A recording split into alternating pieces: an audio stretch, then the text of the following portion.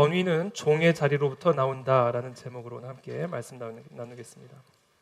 그때 세베대의 아들의 어머니가 그 아들들을 데리고 예수께 와서 무엇을 구하는 내용으로 오늘 본문이 시작이 됩니다.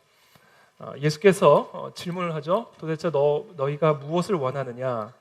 이렇게 질문합니다. 그때 이 어머니가 이렇게 답변을 하죠. 이르되 나의 이 두 아들을 주의 나라에서 하나는 주의 우편에 하나는 주의 좌편에 앉게 명하소서.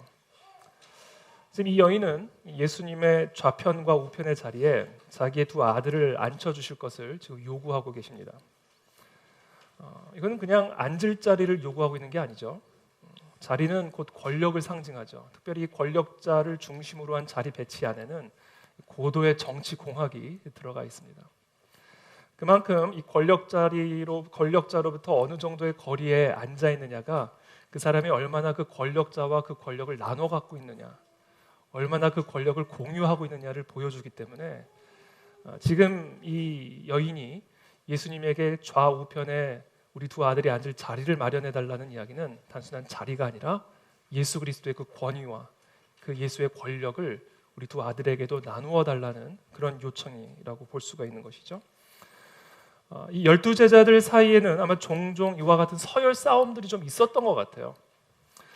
이 어머니가 아니라 이 어머니가 예수님에게 이와 같은 요청을 했다는 소식을 들은 다른 10제자들이 분개했다. 이렇게 기록이 되어 있죠. 24절에 보면 10제자가 듣고 그두 형제에 대해 분이 여기거늘. 그러니까 제 생각에는 아마 이 12제자들 사이에 지금 예수님하고 누가 더 가깝냐, 아마 서열을 두고 아마 다툼이 있었던 것 같아요. 그것을 우리가 또 엿볼 수 있는 말씀이 누가복음 22장 24절에 이렇게 기록이 되어 있습니다. 또 그들 사이에 그중 누가 크냐 하는 다툼이 난지라. 그러니까 지금 이 예수님이 이들을 떠나가실 때가 다가올수록, 지금 예수님은 시간이 갈수록 계속 예루살렘을 향하여 십자가를 향하여 죽음의 자리를 향하여 나아가는데, 그 예수님을 따르는 제자들 사이에서는 누가 더 큰 사람이냐를 가지고 지금 논쟁하고 있고 싸우고 있다라는 사실을 우리가 보게 되는 것이죠. 아마 예수님이 떠나가실 날이 다가올수록 이런 서열 싸움은 좀 더 노골적으로 나타났을 것 같아요. 누가 예수님한테 더 큰 신임을 받고 있는지, 예수님이 염두에 두고 있는 수제자는 누구인지, 이제 예수님이 떠나시면 누가 그 예수님의 자리를 물려받아 예수님의 권위와 능력을 물려받아 그 자리를 대신할 것인지 등에 대해서 아마 12제자들이 매우 궁금했을 것이고 또 조급했을 거라 생각이 듭니다. 그러던 중에 이 야고보와 요한의 어머니가 예수님께로 나와서 아주 노골적으로 요청한 거예요. 내 두 아들을 예수님의 좌우편에 자리를 앉혀달라는 그런 요청을 한 것이죠. 그 요청을 들은 예수님께서 22절에 이렇게 답변하십니다. 예수께서 대답하여 이르시되 너희는 너희가 구하는 것을 알지 못하는도다. 내가 마시려는 잔을 너희가 마실 수 있느냐? 지금 예수님은 이렇게 말씀하시는 거나 마찬가지예요. 지금 너희 두 아들을 내 좌우편에 앉혀달라고 요청을 하는데 지금 그 요청이 너가 무슨 의미인지 정확하게 모르고 지금 나한테 하는 요청이다. 네가 만약에 내 보좌의 좌편과 우편의 자리에 앉으려면 지금 내가 마시려는 잔을 너희도 마셔야 되는데 정말 그 잔을 마실 자신이 있느냐? 라고 지금 묻고 계시는 거죠. 여러분, 이 잔은 어떤 잔이죠? 십자가의 잔이죠. 십자가의 잔. 그러니까 이것은 바꿔 말하면 너도 나랑 같이 이 십자가를 져야 하는데 그래도 정말 이 잔을 마실 수 있겠느냐? 너가 정말 지금 무엇을 원하고 무엇을 구하는지 정말 제대로 알고 구하는 거냐라고 예수님이 반문하시는 거나 마찬가지입니다. 그런데 이 말을 들은 이 제자들이, 아들들이 아주 단호하게 말합니다. 그들이 말하되 할 수 있나이다. 저는 이 말씀을 묵상하는 순간 어떤 느낌이었냐면요, 저는요 솔직히 여러분 이번에 수련회 가셔서 제 춤을 보셔서 아시겠지만 지금도 그 BTS의 꿈을 갖고 있습니다. 지금 비웃으셨죠? 방탄소년단, 만약에 당신을 내가 방탄소년단과 같은 사람으로 만들어준다면 당신 나를 따라오겠네. 당연히 따라가죠. 물론 목사직을 수행하면서.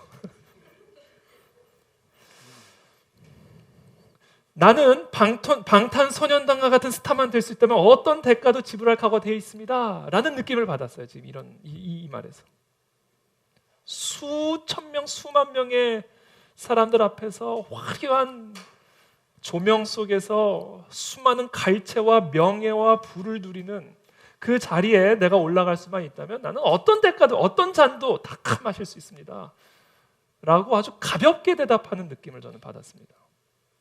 지금 예수님도 겟세마네 동산에서 이 잔을 마시기 전에 땀이 피가 되듯 기도를 하셨는데 이게 이렇게 쉽게 대답할 내용이 아니잖아요. 그러니까 그 잔이 뭐든 나는 그 자리가 원한다. 그 자리를 원한다. 마치 자기 자식을 인류대학교에만 들어갈 수 있다면 나는 어떤 희생도 치를 각오가 되어 있습니다 라고 말하는 것과 같은 느낌을 받았다라는 것이죠. 그들이 말하되 할 수 있나이다. 이 말을 듣자마자 예수님이 이렇게 답변하십니다. 23절에 너희가 과연 내 잔을 마시려니와 내 좌우편에 앉는 것은 내가 주는 것이 아니라 내 아버지께서 누구를 위하여 예비하셨든지 그들이 얻을 것이니라. 그러니까 예수님이 아시는 거예요. 정말 아직도 이 제자들이 이들이 지금 뭐를 원하고 있는지, 지금 이들이 구하고 있는 게 무슨 의미인지 정확하게 알지 못하고 있음을 아시고요. 예수님이 이렇게 말씀하십니다. 오케이, 마셔라. 정말 마실 자신 있으면 마셔라. 그러나 그것을 마셔도 그 자리에 누가 앉을지는 아버지가 정하는 거다. 이게 얼마나 허탈해요. 이게 얼마나 허탈한 답변입니까?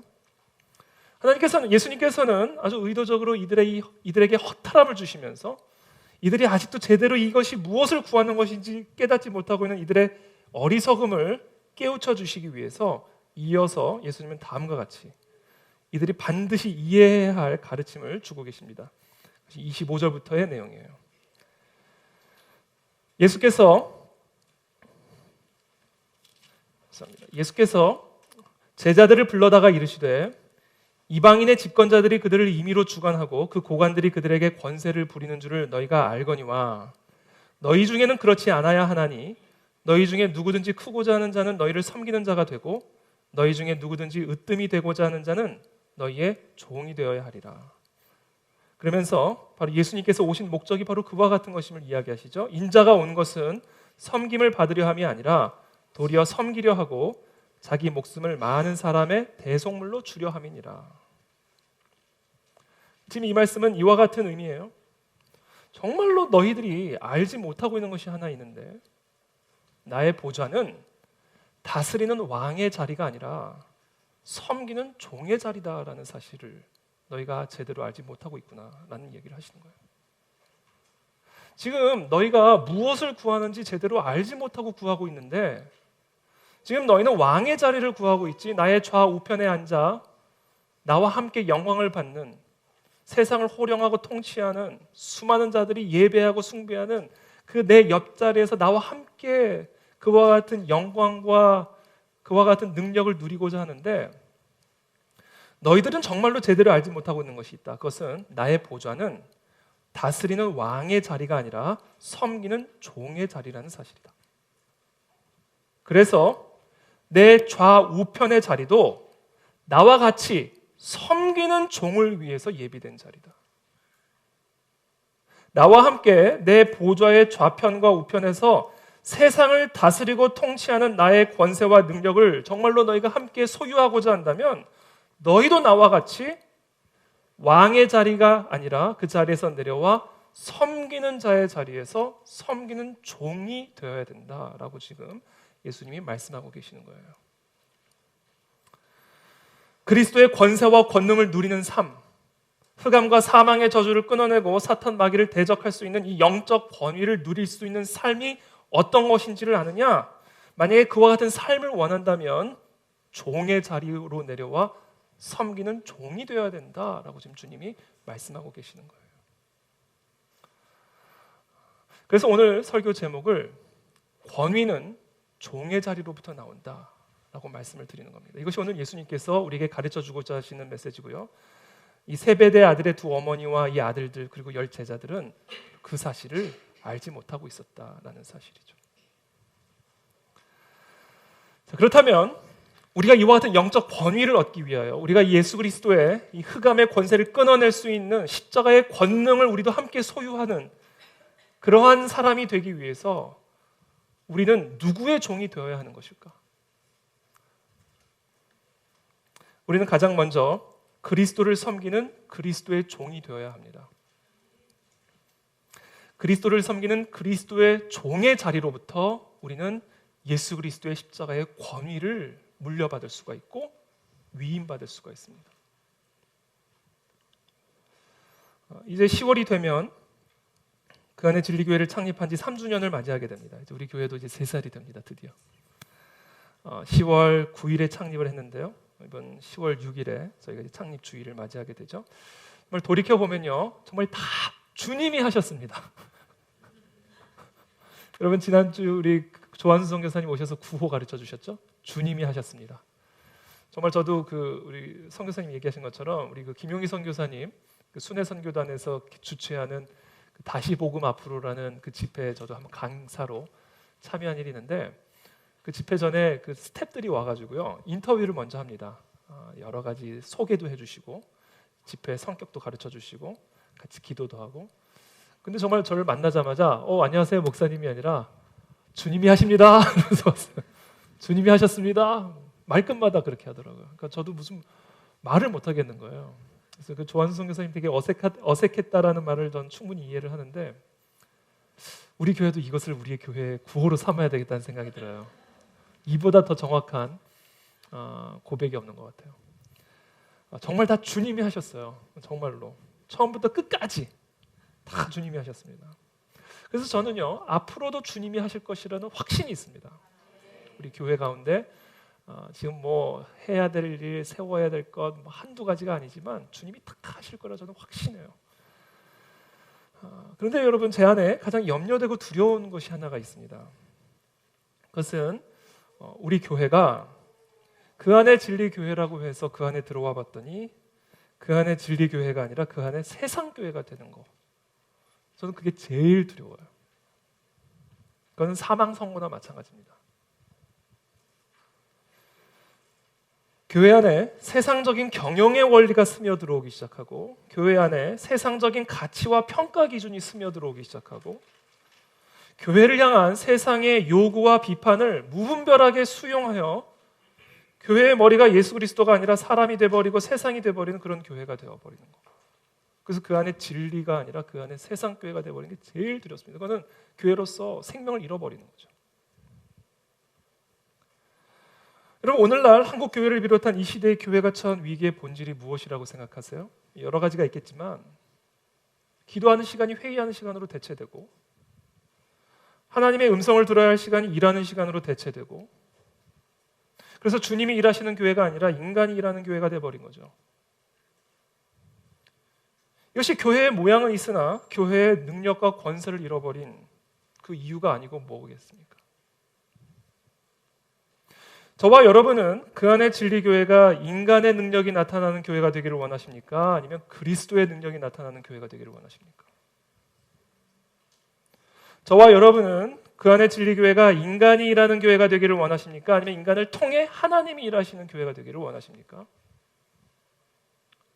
우리가 날마다 확인하고 두렵고 떨리는 마음으로 점검해야 할 것이 하나 있다면 그것은 이 교회의 머리는 누구신가라는 거예요. 이 교회의 주인은 누구신가? 누가 이 교회를 이끌어가는 지도자인가? 오직 한 분 예수 그리스도만이 되시기를 진심으로 원합니다. 그렇죠? 그 누구도 예수 그리스도의 결정권을 탐내지 않게 되기를 원합니다. 세베대 아들의 어머니처럼. 그 누구도 예수 그리스도의 리더십에 도전하지 않는 그런 교회가 되기를 원합니다. 여러분 이 교회의 주인은 담임 목사도 아니에요. 이 교회의 주인은 성도도 아니에요. 지금부터 영원토록 오직 예수 그리스도 한 분만을 위한 그리고 그 한 분만에 의한 그런 교회가 되기를 원합니다. 그렇다면 우리가 어떻게 그런 교회를 세워갈 수 있을까? 이게 말로는 다 그렇게 하죠. 우리가 다 그렇게 합니다. 그러나 우리가 어떻게 정말 이 예수 그리스도 한 분만을 위한 그리고 한 분만에 의한 그리스도만이 주인이시고 머리 되신 그런 교회를 우리가 세워갈 수 있을까? 여러분, 그 안에 진리교회가 오직 예수 그리스도만이 주인인 교회가 되려면 어떻게 하면 되는지 아세요? 아주 단순해요. 우리가 예수 그리스도의 종이 되면 됩니다. 그러면 예수 그리스도가 주인인 교회가 되는 거예요. 아주 단순해요. 예수 그리스도만이 주인인 교회를 세우고자 한다면 우리가 예수 그리스도의 종이 되면 되는 거예요. 그러면 자연스럽게 이 교회는 그리스도가 주인인 교회로 세워지게 되는 겁니다. 우리 모두가 철저하게 예수 그리스도의 종이 되기만 한다면 이 교회는 자연스럽게 예수 그리스도 한 분만이 주인이요 머리 되신 교회로 세워질 수가 있는 것이고, 그래서 그리스도의 권세와 능력이 나타나는 그런 교회가 될 수 있다는 거죠. 아니 여러분, 우리가 그리스도의 종이 되지 않고 어떻게 그리스도가 우리의 주인이 되실 수가 있습니까? 왜 그리스도가 교회의 주인이 되지 못하는가? 아니, 내가 종이 돼야 그리스도가 주인이 되실 수 있는데, 근데 내가 종이 되기를 거부하니까 그리스도가 주인이 되실 수가 없는 거죠. 단순한 이유입니다. 결국 이 땅의 교회가 당면한 위기의 본질, 이 세상이 당면한 위기의 본질은 다른 게 아니에요. 제가 봤을 땐 내가 그리스도의 종이 되기를 거부하고 있기 때문이에요. 그래서 그리스도께서 내 삶의 주인이 되실 수 없고 이 교회의 주인이 되실 수가 없는 거예요. 그래서 그리스도의 권능을 나눠주실 수가 없는 겁니다. 왜? 그리스도의 권능은 종에게 주시거든요. 그리스도의 종만이 그리스도의 권능을 부여받아 그리스도의 권능을 행사할 수가 있거든요. 근데 우리가 그리스도의 종이 되기를 거부하고 있으니 그리스도의 권능을 부여받을 수 없고, 그러니 그리스도의 권능이 나타나지 않으니 교회는 살았다 하는 이름은 가졌으나 죽은 교회가 되어버려 가고 있는 것이고, 세상의 소금과 빛인 교회가 그렇게 죽어가고 있으니 세상이 밝을 수가 있겠습니까? 저는 저와 여러분들 모두가 예수 그리스도의 종이 되기로 결단하게 되기를 축복합니다. 그것만이 그리스도의 권능을 누릴 수 있는 길이에요. 자, 그렇다면 구체적으로 우리가 그리스도를 섬기는 그리스도의 종이 된다는 것은 어떤 것을 의미하는 것일까? 우리가 어떻게 하면 예수 그리스도의 종이 되어질 수 있을까? 그럼 이 세상에서 가장 무능한 종은 어떤 종인지 아세요? 이 세상에서 가장 무능한 종, 조금 실력이 부족해도 괜찮아요. 실력은 다 우리가 부족하니까. 성품이 조금 모나도 괜찮아요. 너무 모나면 좀 힘들지만 조금 모나도 괜찮아요. 근데 이 세상에서 가장 무능한 종은요, 자기 멋대로 하는 종이에요. 이 종은 쓸 수가 없어요. 조금 능력이 부족하고 성격이 조금 모나도요 괜찮아요. 그러나 자기 멋대로 하는 종은요, 이 종으로서 주인이 쓸 수가 없습니다.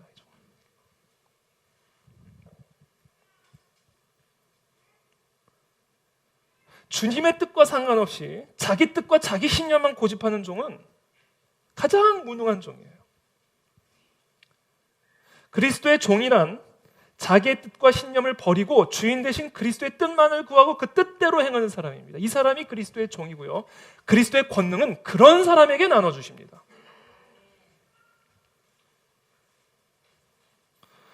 여러분, 사울은요 당시 여러 가지로 따져봤을 때 아주 최고의 스펙을 가진 사람이었어요. 일단 가문 좋죠, 얼굴 잘생겼죠, 체구 좋죠,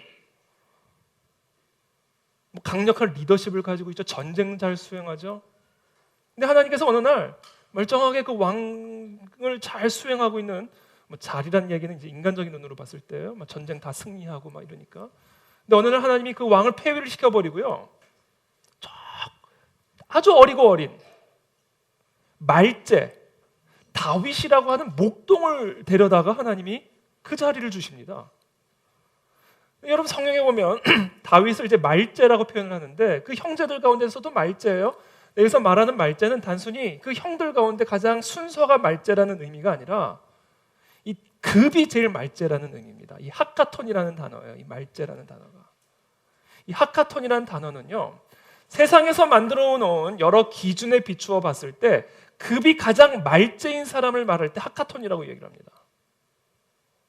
그러니까 세상에서 가장 좋은 스펙을 가진 그 사람을 왕의 자리에서 쫓아내시고 인간의 눈, 세상의 눈으로 보기에 가장 하카톤의 자리에 놓여 있는 그 자를 들어다가 하나님이 왕위를 부여하시잖아요.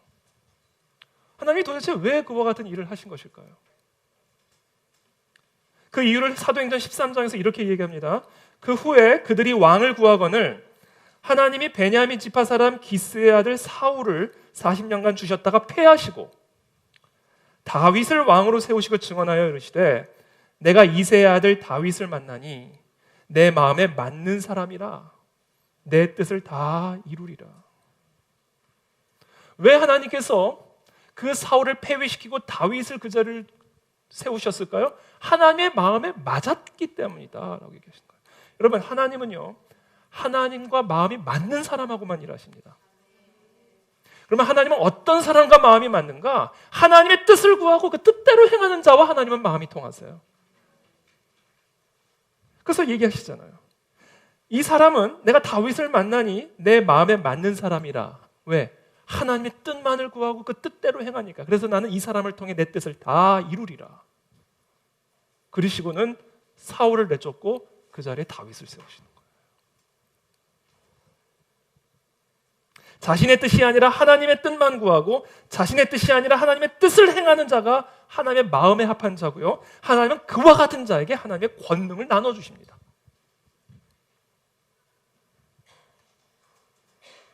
저는 저와 여러분들이 정말 하나님의 종이 되어서 하나님의 뜻을 구하고 그 뜻을 행하는 하나님의 종이 되시기를 다 축복합니다. 그때 하나님은 하나님의 권능을 우리 교회에, 우리 삶에 나눠주셔요. 예수 그리스도 이름의 권능이 나타나는 인생을 살아갈 수 있다라는 거예요. 흑암과 사망의 저주의 결박을 끊어낼 수 있는 권능이 나타난다는 거예요. 언제요? 우리가 그리스도의 뜻을 구하고 그 그리스도의 뜻을 순종하기만 하면 우리에겐 그리스도의 권능이 주어진다. 여러분, 예수님 한번 살펴보세요. 예수님이 자기 뜻대로 한 일이 하나라도 있습니까? 예수님이 태어나는 사건부터 돌아가셔서 십자가에서 죽으시고 부활하셔서 승천하는 그 순간까지, 아니 다시 돌아오시는 그날까지 예수님 뜻대로 하는 게 하나라도 있냐고요. 예수님을 한번 가만히 살펴보세요. 여러분, 예수님이 제자들과 함께 전략회의 하셨다는 얘기 들어본 적 있으세요? 예수님이 자신의 사명 선언문을 골방에서 아주 심도 깊게 작성했다라는 그런 기록 읽어보신 적 있으세요? 여러분, 예수님에게 아무런 계획이나 전략이 없었다라는 얘기가 아니에요. 당연히 예수님에게는 계획이 있었고 전략이 있었어요. 그런데 자기 계획이 없었어요. 자기 전략이 없었어요. 다 아버지로부터 받은 계획이고 다 아버지의 전략이에요. 예수님에겐 계획이 있고 예수님에겐 전략이 있었어요. 그러나 그 계획은 예수님의 계획이 하나도 없었어요. 다 아버지로부터 받은 계획이지. 다 아버지로부터 받은 전략이지. 그러니까 예수님이 하셨던 일은 단 하나예요. 새벽마다 나가서 그것을 받는 거예요. 밤이 새도록 그것을 받으러 나가는 겁니다. 그래서 예수님 말씀하시잖아요. 나는 나 스스로 아무것도 못한다. 하나님의 아들이 하시는 말씀이에요. 내가 아무것도 스스로 할 수 없노라.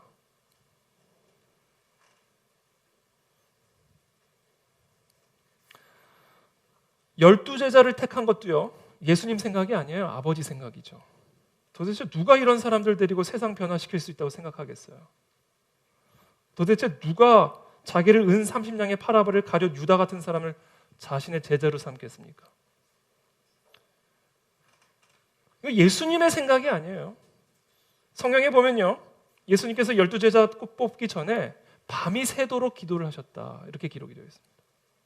밤이 새도록 기도하고 내려와서 선택한 겁니다.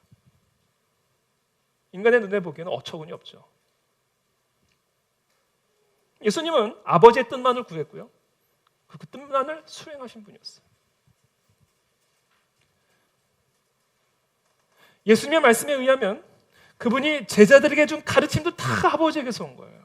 예수님이 가르쳐준 게 하나도 없어요. 다 아버지의 가르침을 전달한 겁니다.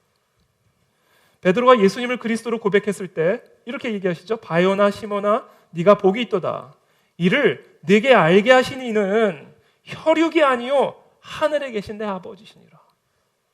아니, 예수님이 계속 같이 다니시면서 가르쳐 주셨잖아요. 근데 네가 이렇게 고백할 수 있는 이유는 내가 잘 가르쳐서가 아니야. 하늘에 계신 내 아버지께서 너가 깨달을 수 있도록 가르쳐 주신 것이야. 예수님이 이 성경에 기록된 이 모든 가르침조차 예수님이 스스로 우리에게 가르쳐 주신 게 하나도 없다고요. 다 아버지의 가르침을 우리에게 전달해 주신 거라고요. 예수님께서 십자가를 지신 것도 예수님의 아이디어가 전혀 아니었어요. 내 아버지여, 만일 할만하시거든 이 잔을 내게서 지나가게 하옵소서. 그러나 나의 원대로 마시옵고 아버지의 원대로 하시옵소서. 다 하나님의 뜻이었고 하나님의 계획이었어요. 그래서 예수님 말씀하시는 건 나는 내가 스스로 아무것도 할 수 없다. 듣는 대로 심판하노니 이렇게 얘기하시죠. 내가 아무것도 스스로 할 수 없노라. 듣는 대로 심판하노니. 아니 하나님의 아들이 스스로 할 수 있는 게 아무것도 없대요. 아무것도. 정말 아무것도 없다는 거예요. 그러면서 나는 듣는 대로 심판하노니 나는 나의 뜻대로 하려 하지 않고 나를 보내신 이의 뜻대로 하려 함으로 내 심판은 의로우시니라. 하나님의 아들이 내린 심판이 의로운 이유가 뭔지 아느냐? 내가 의로워서가 아니야. 아버지가 의롭기 때문이야. 그래서 나는 그 아버지의 뜻대로 심판해. 그래서 내 심판이 의로운 거야 라고 말씀하고 계시는 거예요.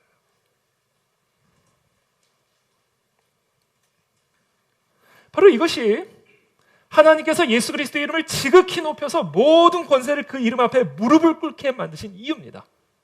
비결이고요. 그래서 사도 바울은 이렇게 말합니다. 너희 안에 이 마음을 품어라. 너희가 정말 예수 그리스도의 권능을 소유하고 싶다면, 사단을 대적하며 이 땅에 하나님의 나라를 이루어가는 그런 하나님의 교회로 세워지기를 원한다면 이 마음을 품어야 된다. 그 마음은 어떤 마음인가? 곧 그리스도 예수의 마음이니 그는 근본 하나님의 본체시나 하나님과 동등됨을 취할 것으로 여기지 않으시고 세베대 아들의 어머니가 요구하는 것처럼 예수 그리스도의 좌편과 우편에 앉아서 그리스도와 함께 그 그리스도의 권위와 능력을 향유하려고 하는 그런 자세가 아니라 하나님의 본체이시면서 하나님과 동등됨을 취할 것으로 여기지 않고 오히려 자기를 비워서 종의 형체를 가지고 오셨다. 종의 형체. 그래서 사람들과 같이 되셨고 그래서 사람의 모양으로 나타나서 자기를 낮추시고 죽기까지 그 아버지의 뜻대로 복종하셨다.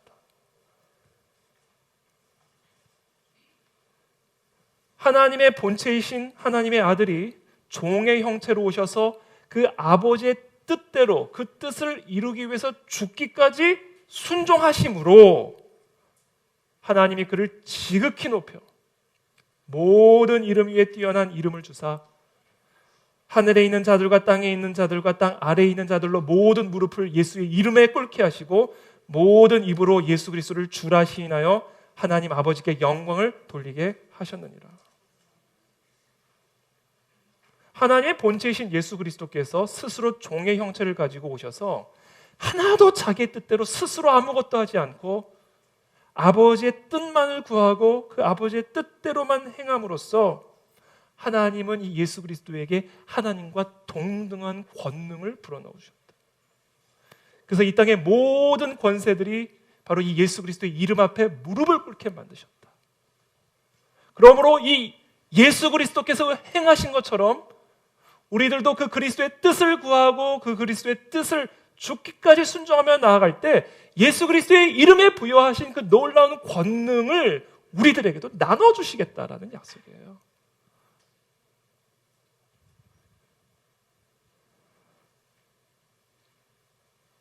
저와 여러분들의 삶에 이 예수 그리스도의 이름의 권능을 체험하기를 원하십니까?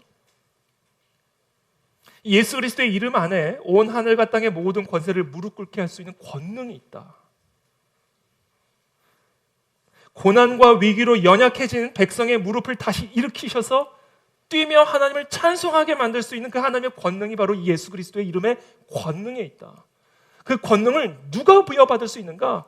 예수 그리스도의 보좌 좌우편의 자리를 탐하는 자가 아니라 그 왕의 자리에 내려와 왕의 자리에서 내려와 종의 자리에서 예수 그리스도와 같이 그 하나님 아버지의 뜻만 구하고 그 뜻만 행하는 그와 같은 종의 자리에서 살아가는 그 자에게 하나님은 온 하늘과 땅의 권세를 가진 그 예수 그리스도의 이름의 권능을 부여하시고 나눠주시겠다라는 거예요.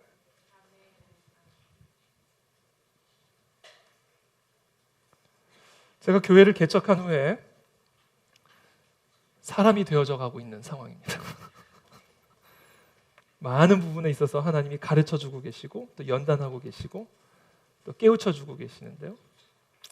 그 중에서도 제가 제일 깊이 깨달은 건요, 목회는 하나님이 하신다는 사실이에요. 교회는 하나님이 세우신다는 사실입니다. 저는 이것을 정말로 깊이 깨닫습니다. 목회뿐이 아니에요. 이 세상의 모든 일은 다 하나님이 하십니다. 왠지 아세요? 모든 것의 주인이 하나님이시기 때문에 그래요. 교회의 주인만 하나님이 아니세요. 여러분의 사업의 주인이 하나님이십니다. 교회만 하나님이 주인이 아니에요. 여러분의 가정도 하나님이 주인이세요. 여러분들의 자녀의 주인도 하나님이세요. 여러분들의 삶의 주인도 하나님이세요. 그래서 모든 일은 다 하나님이 하십니다. 여러분 이것을 믿으십니까? 이게 그리스도의 종으로 살아가는 자세예요. 우리 옆에 분들에게 한번 나눌까요? 주님이 하십니다. 주님이 하셔요, 여러분. 주님이. 사업의 주인은 하나님이세요. 그러므로 사업은 누가 하셔요? 하나님이 일하십니다. 가정의 주인은 누구세요? 하나님이에요. 그러니까 가정을 위해서 하나님이 일하십니다. 그러므로 저와 여러분들은 종이 되어서 뭐만 하면 돼요? 그 주인의 뜻만 구하고 뜻대로만 하면 되는 거예요. 그러면 하나님이 일하십니다. 이게 그리스도의 종의 자리에서 살아가는 자의 삶이에요. 그러면 사도 바울, 정말 위대한 교회 지도자죠. 위대한 초대교회 지도자. 이 사도 바울의 고백을 한번 들어보세요. 나는 심었고 아볼로는 물을 주었으되 오직 하나님이 자라나게 하셨다. 아니 여러분, 심는 것도 물론 중요하죠. 씨를 심는 것도 중요해요. 그리고 물을 주는 것도 너무 중요해요. 근데 여러분, 자라나지 않으면 아무것도 아닌 거예요.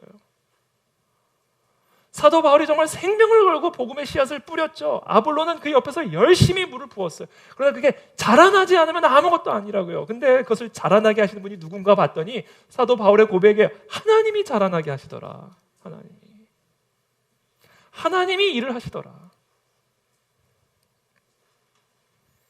그러니까 우리가 할 일은 뭐예요? 종의 자리로 내려와서 그 모든 것의 주인 되신 하나님의 뜻만 구하고 그 뜻만 행하면 되는 겁니다. 이게 종이에요. 쉽죠? 근데 싫죠?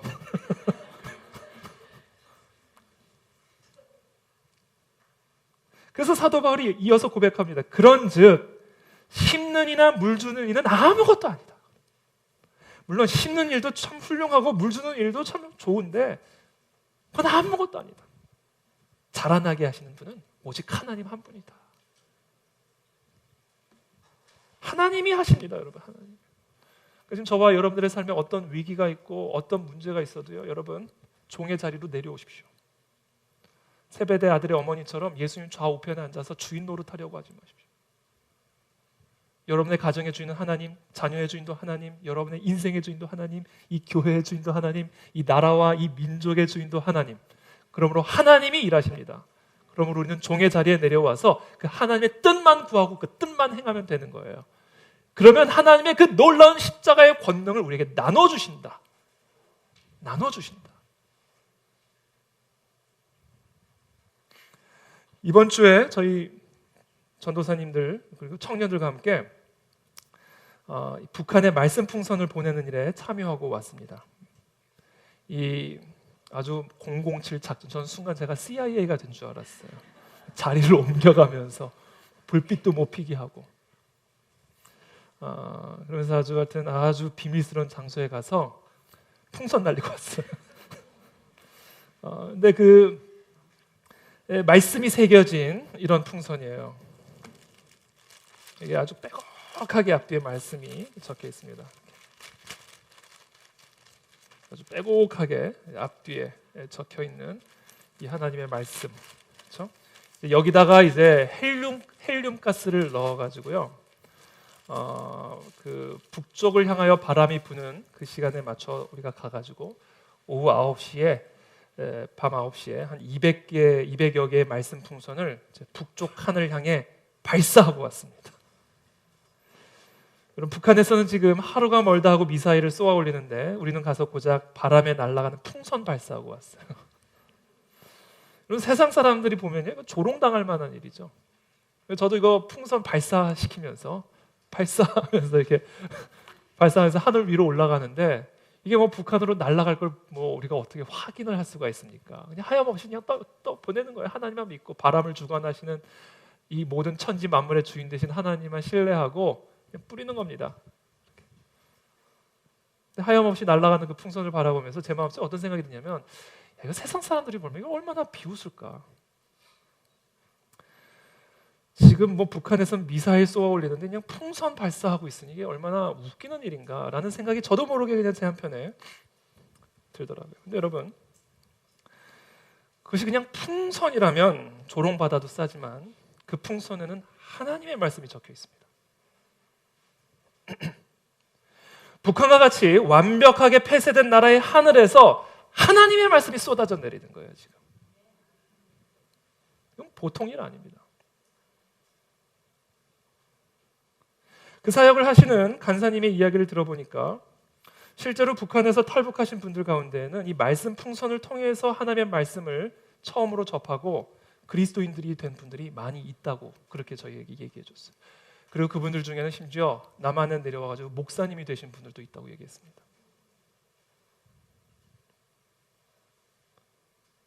우리가 바울처럼 씨앗도 심고 또 아볼로처럼 물도 주지만요, 그 풍선 떠보낸다고 방송 막 보낸다고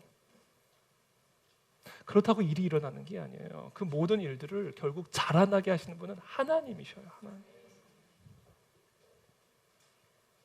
왜냐하면 이 모든 일의 주인은 하나님이기 때문에. 이 나라의 주인도 하나님, 북한의 주인도 하나님, 온 세상과 세상의 역사의 주인도 다 하나님이시기 때문에. 그래서 모든 일은 다 하나님이 하시고요. 그렇기 때문에 저와 여러분들은 아주 단순하게 종의 자리로 내려와서 그 하나님의 뜻이 무엇인지를 구하고 그 뜻대로만 행하면 돼요. 그때 그리스도의 이름의 권능이 나타나 북한도 무너지고 우상도 무너지고 저 철책선도 무너지고 이 땅의 모든 분열과 갈등도 봉합되고 이 땅에 무너져 내리는 모든 교회들도 다 살아나고 회복되고 우리의 삶의 문제는 간증으로 변화되고 우리의 삶의 아픔은 찬양으로 변화되고 이 모든 여리고성이 무너지는 것과 같은 이 역사는 어떻게 가능해요? 종의 자리에 내려와서 주인의 뜻을 구하고 주인이 하라는 대로만 하면 되는 거예요. 그때 여리고가 무너지는 겁니다, 여러분. 아이성이 왜 안 무너졌습니까? 자기 뜻대로 했다가 안 무너지는 거예요.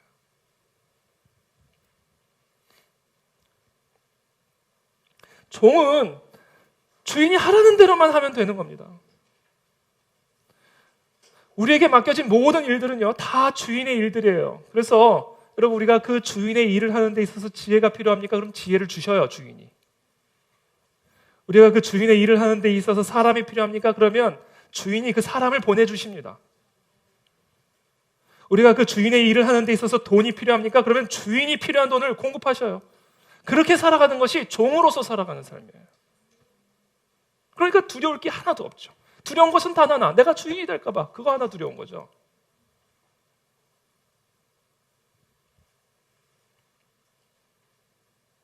왜 우리가 염려하고 절망하는가? 종이 주인 노릇하려고 하니까 그런 거예요.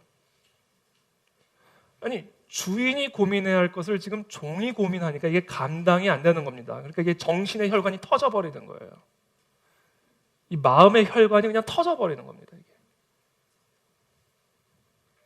그래서 예수님이 우리가 참된 평안과 안식 가운데 그리스도의 권능을 누릴 수 있는 삶의 비결을 가르쳐 주시잖아요. 수고하고 무거운 짐진 자들아, 스스로 왕의 자리에 올라가 주인 노릇하려고 하는, 그래서 무거운 짐을 지고 살아가고 있는 자들아, 뭐하라? 다 내게로 오라. 내가 너희를 쉬게 하리라. 나는 마음이 온유하고 겸손하니 나의 멍에를 메고, 너희가 나의 종의 멍에를 메면 너희 마음이 쉼을 얻으리니 이는 내 멍에는 쉽고 내 짐은 가벼움이니라 하시니라. 그러므로 이 세베대 아들의 두 어머니처럼 예수 그리스도와 같은 자리에 올라가 왕 노릇, 주인 노릇 하려고 하는 그 왕의 자리에서 내려와서 종의 자리로 내려가 주인의 뜻이 무엇인지를 구하고 그 주인의 뜻대로만 행하라. 이 멍에가 너희 마음에 안식과 쉼과 능력을 줄 것이다. 라고 얘기해주고 계시는 거예요.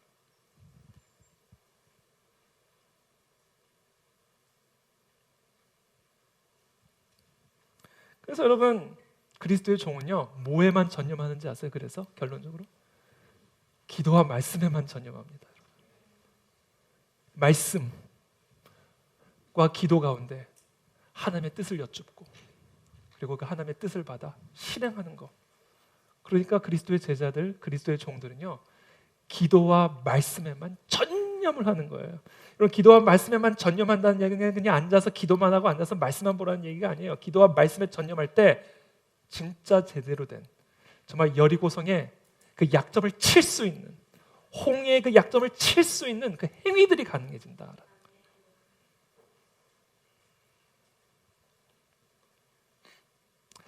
마지막으로 오늘 우리에게 주님 주시는 이 말씀, 우리는 누구의 종이 될 것인가?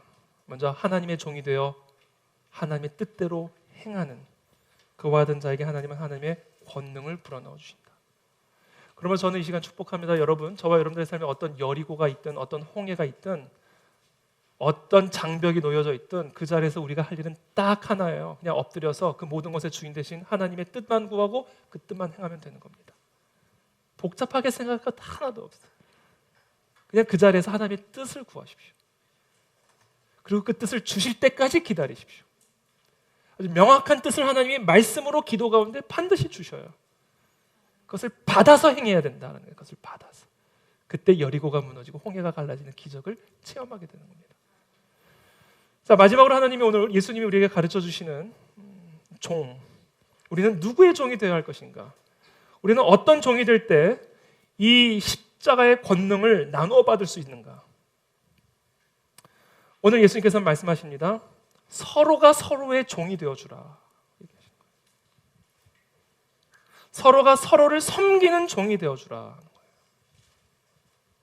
그리스도께서 우리를 위해 섬김을 받지 않고 섬기기 위해 오셨을 뿐 아니라 대속물로 자기의 몸을 주기 위해 오신 것처럼 너희도 서로에게 그렇게 하라.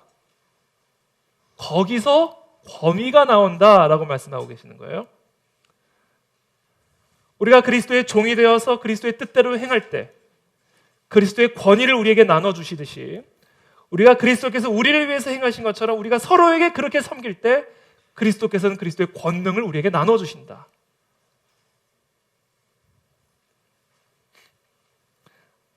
아멘을 안 하시니까 제가 불안합니다. 아멘 하셔야죠. 왜 아멘을 안 하세요? 안 하시려고 그러세요 지금?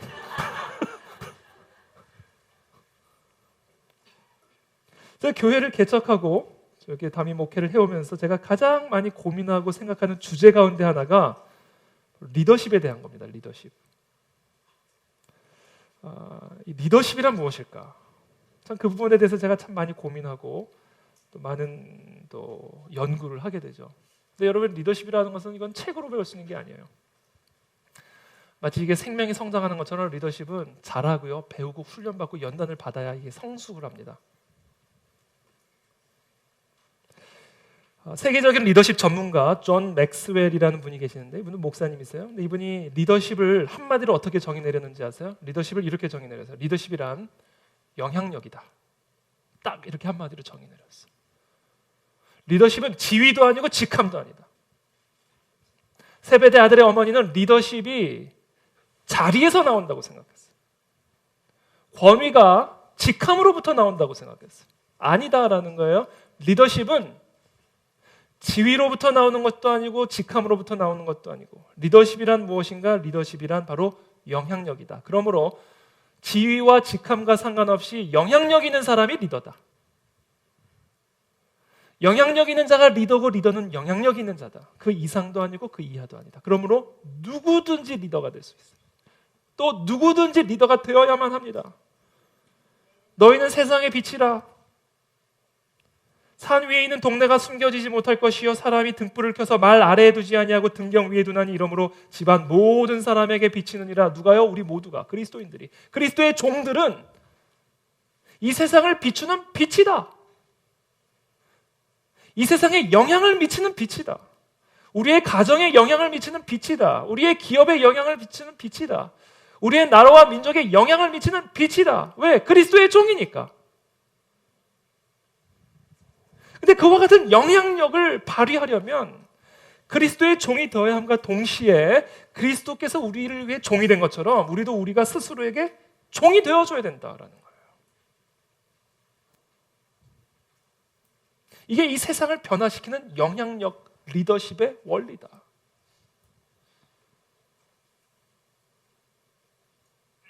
그래서 오늘 예수님은 우리에게 말씀하시는 거예요. 리더가 되려면 봉사하는 법부터 배워라. 영향력을 가지고 싶다면 먼저 봉사하는 법부터 배워야 된다라고 말씀하시는 거예요. 배우자를 변화시키는 영향력을 갖고 싶다면 배우자를 위해서 봉사하는 법부터 배워야 된다라는 겁니다. 자녀를 변화시키고자 한다면 자녀를 위해서 봉사하는 법부터 배워야 된다는 거예요. 마치 그리스도께서 우리를 변화시키기 위해서 십자가에서 봉사하신 것처럼. 그게 그리스도께서 그리스도의 종에게 요구하시는 첫 번째 명령입니다. 첫 번째 뜻이에요. 여러분, 오늘 예수 그리스도께서, 주인 되신 그리스도께서 종인 우리에게 지금 우리의 삶의 여리고를 무너뜨리고 위기를 극복하기 위해서 어떤 명령을 하시는가 궁금하셨죠? 말씀하시는 거예요. 봉사해라. 봉사해라. 영향력을 미치고자 하는 자를 위해 봉사하라.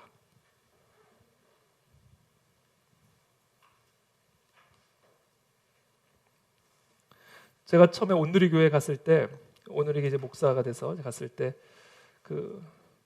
은혜를 받았던 것 중에 하나가, 아니 머리가 하얘요. 머리가 하얀데 이 앞치마를 메고요, 화장실 청소를 그렇게 열심히 하고 계시는 거예요. 아우, 참 고생 많으시다. 근데 나중에 봤더니 아주 큰 중소기업의 회장님이에요. 또 청소를 그렇게 열심히 하고 봤더니 아주 유명한 대학교의 학자, 교수님. 그것을 보는 순간 막 들어온 전도사, 저는 어떻게 하고 싶어요? 나도 열심히 하고 싶다. 이 영향력이 영향력. 우리 교회에도요, 틈틈이 시간 될 때마다 교회 오셔서 교회 청소하고 가시는 분들 계셔요.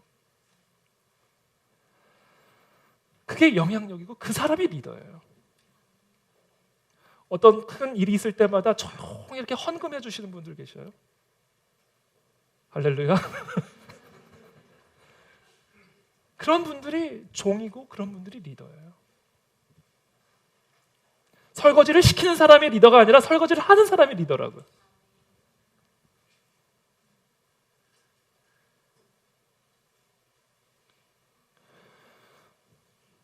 그래서 우리가 영향력을 미치기 위해서 우리는 먼저 예수 그리스도께서 우리를 위해서 행하신 것처럼 서로가 서로를 섬기고 봉사하는 모습부터 배워야 된다.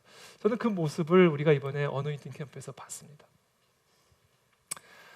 우리가 서로를 위해서 수고하면서 땀을 흘리며 곳곳에서 다양한 모습으로 각자의 자리에서 각자에게 맡겨진 사명을 위해서 정말 헌신적으로 봉사하는 분들을 잘 바라보면서, 그래서 이곳에 하나님의 임재가 임하는 것이구나. 그래서 우리의 교회는 하나님이 주인이시구나 라는 사실을 제가 명확하게 확인할 수가 있었던 거죠. 우리 예배팀, 본부팀, 간식팀, 저는 이 간식 그냥 먹을 때마다 은혜가 돼가지고, 또 중보기도팀, 차세대팀, 그렇죠. 그뿐 아니에요. 그 팀에 속한 분만이 아니에요. 팀에 속해 있든 속해 있지 않든 구석구석에서 정말 섬기고 또 수고하는 이 모든 것들이 결국은 우리의 주인이 하나님이 되어주시고 우리 교회에 하나님이 주인 되어주시는 그런 모습이다라는 거죠. 오늘 한 분의 에피소드만 오늘 함께 말씀을 나누고 오늘 말씀을 좀 마치려고 하는데요. 제가 최근에 그 페이스북을 보다가 그냥 우연히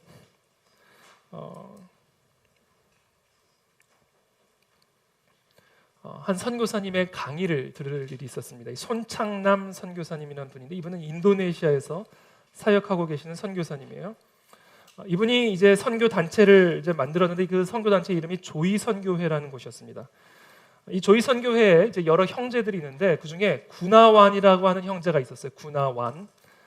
이 구나완, 인도네시아 형제입니다. 이 형제는 그렇게 좋은 학교를 나온 형제도 아니었어요.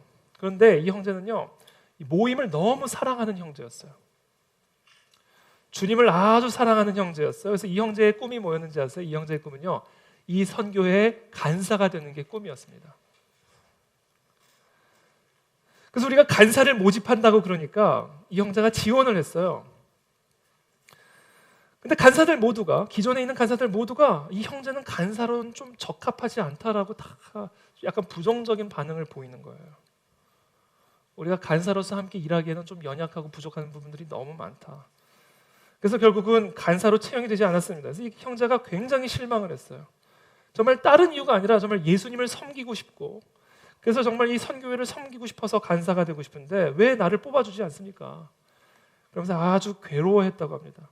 그래서 이 선교사님이 방으로 돌아가서 오랜 시간 동안 기도를 하다가, 그래, 이 형제가 그래도 할 수 있는 일이 분명히 있을 거다. 그래서 다른 간사에게 제안을 했어요. 우리 구나완이 간사가 되면 좋겠다. 물론 당신들이 보기에 연약하고 부족한 점들이 있을지 모르지만 그래도 이 구나완이 우리 선교의 간사가 됐으면 좋겠다. 이렇게 제안을 했습니다. 그러니까 다른 간사들도 다 이제 허락을 해줘서 결국 구나완을 간사로 영입을 하게 됩니다. 이 구나완 형제가 간사가 된 다음에 얼마나 열심히 일을 했는지 모릅니다. 그 형제 때문에 조이 선교 안에 있는 모든 시설물들이 다 반짝반짝 빛이 나기 시작한 거예요. 그냥 워낙 막 닦고 씻고 막 그러니까 그냥 모든 시설물들이 다 반짝반짝 빛나기 시작한 겁니다. 아주 헌신적으로 선교회와 예수님을 정말 열심으로 섬기는 모습을 바라보면서 이 선교사님이 큰 감동을 받았어요. 그런데 그 어느 목요일 이 선교사님이 첫째 강의를 마치고 나왔는데 선교사님 댁에서 지금 급한 전화가 왔다라는 소식을 받게 됩니다. 그래서 이 선교사님이 바로 집에 전화를 했는데, 보통 집에 전화를 하면 아내가 전화를 받는데 사모님이 전화를 받는데 그날따라 어떤 간사가 전화를 받았어요. 그래서 뭔가 좀 느낌이 이상했다고 말씀을 하세요. 그런데 그 간사가 그 전화를 통해서 이 선교사님에게 뭐라고 이야기를 했냐면, 선교사님, 구나완이 죽었습니다. 오늘 아침에 갑자기 죽었다는 소식을 받았습니다. 선교사님. 선교사님이 처음에는 우리 구나완이 아니라고 생각해요. 그러니까 구나완이라는 이름이 아주 흔한 이름이었대요. 우리 오늘날로 따지면 우리 철수 같은, 철수 절대 흔한 이름은 아닌데 요새.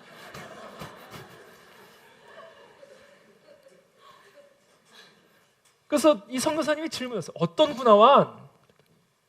우리 구나완이요. 오늘 아침에 갑자기 죽었다는 연락을 받았습니다. 선교사님. 이 눈물이 얼마나 이 선교사님의 눈에서 나오든지 너무 충격을 받은 이 선교사님과 이 간사들이 사무실로 돌아가서 이제 이 죽은 구나완의 물품들을 정리를 하기 시작하는데, 그 물품 가운데 이 구나완 간사가 작성했던 한 메모를 우연히 발견하게 됩니다. 거기 보니까 뭐라고 적혀 있었냐면, 그 형제가 어느 날 이렇게 써놓은 거예요. 나는 주님 섬기다 주님 만나고 싶습니다. 이 구나완의 마음과 생각을 사로잡았던 단 하나의 뜻, 목적, 갈망이 있었다는 건 뭐예요? 주님 섬기다가 주님께로 돌아가고 싶다라는 이거 하나였습니다.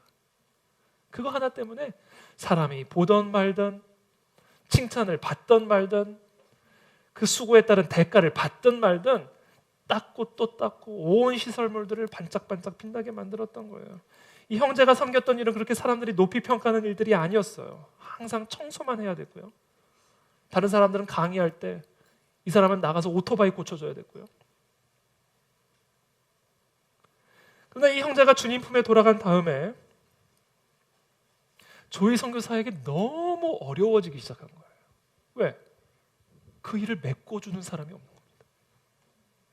아무도.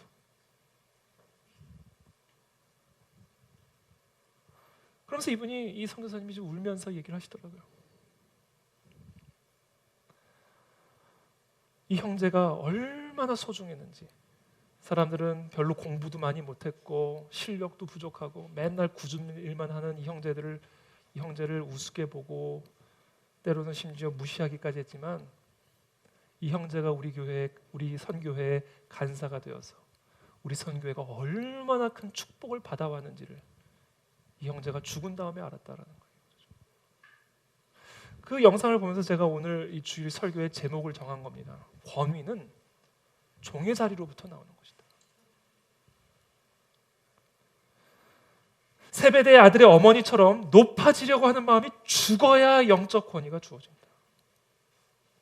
하나님의 본체이신 하나님의 아들이 죽기까지 복종하여 우리를 섬기신 그 섬김이 우리 안에 있을 때 우리 안에 영적 권위가 주어진다.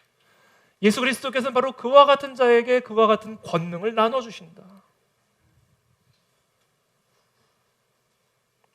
그러므로 저와 여러분들은 무엇을 위해서 이 시간 구해야 되겠습니까?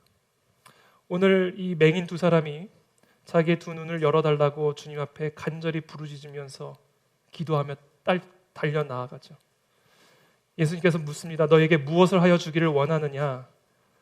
우리의 눈뜨기를 원하나이다. 예수께서 불쌍히 여기사 그들의 눈을 만지시니 곧 보게 되어 그들이 예수를 따르니라. 우리가 이와 같은 소경은 아닐까? 내가 이와 같은 소경은 아닐까? 저는 솔직히 오늘 이 설교를 할 자신이 없었어요. 이 설교를 하면서 제 마음이 매우 불편했습니다. 이 하나님의 말씀을, 이 예수님의 말씀을 있는 그대로 선포한다는 것이 자신이 없었어요. 왜냐하면 제가 바로 이 소경처럼 또는 이 두 세베대 두 아들의 어머니처럼 내가 무엇을 구하는지도 모르고 구하고 있는 그와 같은 모습이 우리의 모습은 아닐까요? 저는 오늘 예수님께서 이 소경의 눈을 만져주시고 눈을 뜨게 하셔서 예수 그리스도를 비로소 보고 그 예수 그리스도만을 따라가는 이와 같은 역사가 오늘 우리 가운데 일어나게 되기를 축복합니다. 바로 우리가 이와 같은 소경은 아닌가? 이 세베대 아들의 어머니와 같은 모습이 우리의 모습은 아닌가? 저는 오늘 이 시간 권위는 종의 자리로부터 나온다는 이 사실을 우리가 기억하고 우리가 함께 기도하며 나아가기를 원합니다.